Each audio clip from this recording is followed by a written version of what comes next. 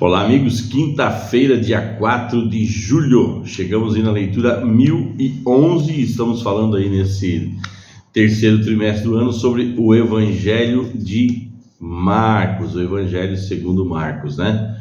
Estamos aí na lição número 1 e o título de hoje, Evangelho segundo Jesus. Leia Marcos, capítulo 1, verso 14 e verso 15. Quais são as três partes da mensagem do Evangelho que Jesus proclamou? Bom, profecia de tempo, né? E o tempo está cumprido. Promessa da aliança, o reino de Deus está próximo.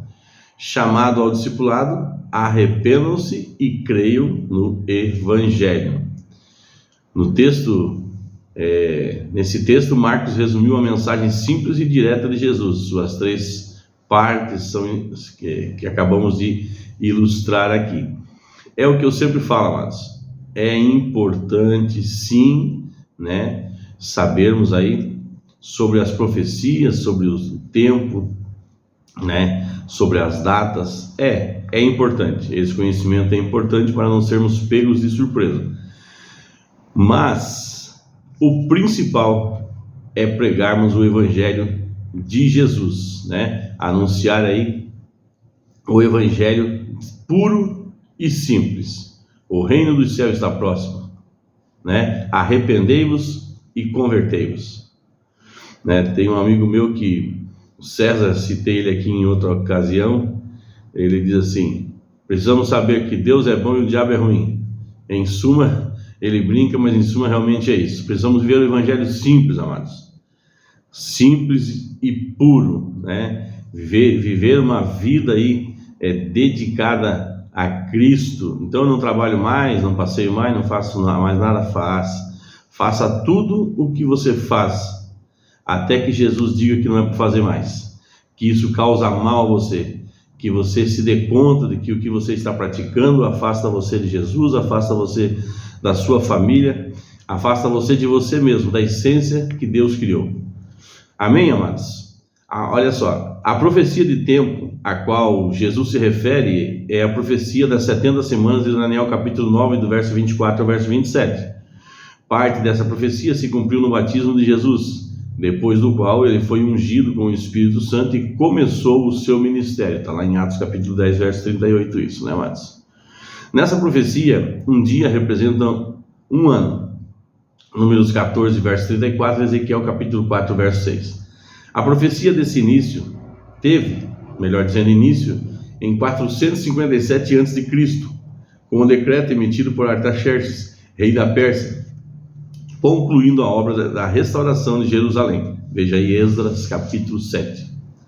O período de 69 semanas proféticas se estenderia até 27 depois de Cristo, o ano em que Jesus foi batizado e ungido com o Espírito Santo no início de seu ministério. Sua crucificação ocorreria 3 anos e meio depois.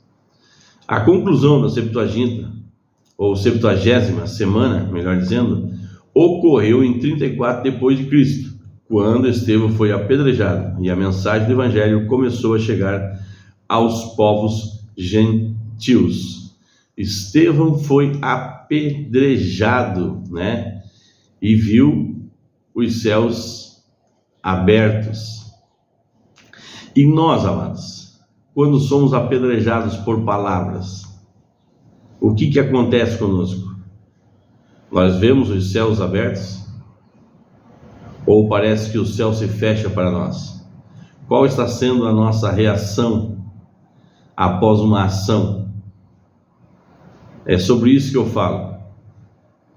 Vivermos o Evangelho simples, mas vivermos.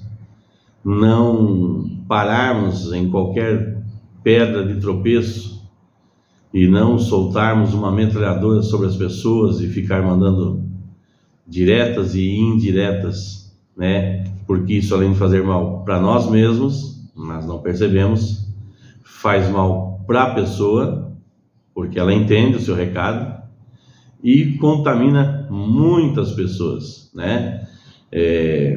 Hebreus 12, 14, é isso, se eu não me engano, Hebreus 12, 14 fala que segui a paz com todos e a santificação, sem a qual ninguém verá o Senhor. Só esse versículo aí bastava na palavra de Deus, para nós vermos se estamos vivendo de acordo com o que Cristo nos chamou para vivermos, ou se estamos sendo almáticos, vivendo de acordo com o que a nossa alma dita para que nós venhamos fazer. O nosso ego tem falado mais alto. Como que nós estamos vivendo, amados? Veja só, qual foi a última vez que você estudou a profecia das 70 semanas? Essa profecia aumenta a sua fé? Não apenas em Jesus, mas na palavra profética? Bom, amados, na verdade eu respondi aqui que toda a Escritura, né, nos inspira a aumentar a nossa fé. Toda a Escritura. Veja lá, Romanos capítulo 10, verso 17. Amados, no livro de Tito diz que nós não devemos discutir leis e genealogias, que isso é fútil. Então nós precisamos ficar atentos ao que a Bíblia diz e não o que nós queremos viver. Tá? Temos várias maneiras de interpretação, mas sempre que alguém vem com uma interpretação diferente e tenta colocar isso na nossa mente, eu fico pensando assim: será que o Evangelho precisa começar a ser pregado por essa pessoa para o mundo inteiro agora? Né? Se todos estão interpretando de uma maneira errada, e vai que todos estão interpretando alguma coisa de uma maneira errada e essa pessoa teve a luz. Eu acho difícil, mas se isso acontece, será que é nisso que nós temos que parar? Em um ponto? Ou pregarmos o Evangelho que Jesus nos deixou? Arrependei-vos e convertei-vos, porque é chegado o reino dos céus. Uns vão dizer: o reino do céu está aqui, o reino do céu está ali. Não acreditais, porque o reino do céu está dentro de vós. Nós precisamos ler as Escrituras, amados, e isso aumenta a nossa fé. Nós não podemos buscar as Escrituras para termos conhecimento da palavra, para participarmos de discussões e queremos provar que estamos certos.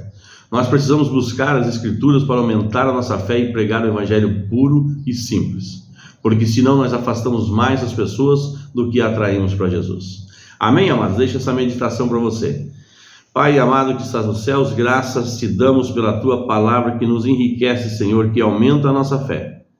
Obrigado, meu Deus, por falar aos nossos corações através do teu Espírito Santo, que nós possamos realmente te servir, Senhor, com um Evangelho puro, e que nós possamos ouvir a voz do teu Espírito Santo nos guiando em todas as situações. Não deixe passar nada despercebido diante dos nossos olhos, Senhor. Nos ajuda a enxergarmos a tua vontade. Pai, tem tantas pessoas necessitadas de ti, Pai. Tantas pessoas que te buscam, que clamam a ti por soluções, por cura. Oh, Pai, estende a tua mão sobre nós. Estende a tua mão sobre nós. Nos ajuda, Senhor. Eu sei que a tua palavra em Efésios capítulo 1 diz que tu já nos abençoaste com todas as sortes de bênçãos das regiões celestiais em Cristo Jesus. Mas nos ajuda a enxergar, Senhor. Abre os nossos olhos para sabermos como fazer e quando fazer e o que fazer. Tudo para a tua honra e para a tua glória. Em nome de Jesus, é o que eu te peço e te agradeço. Amém. Abraço, meus amigos, abraço aí aos nossos amiguinhos, e lembrem-se, curtam, compartilhem, comente, né? Isso nos ajude aí, ajuda-nos a transmitir o Evangelho de Cristo.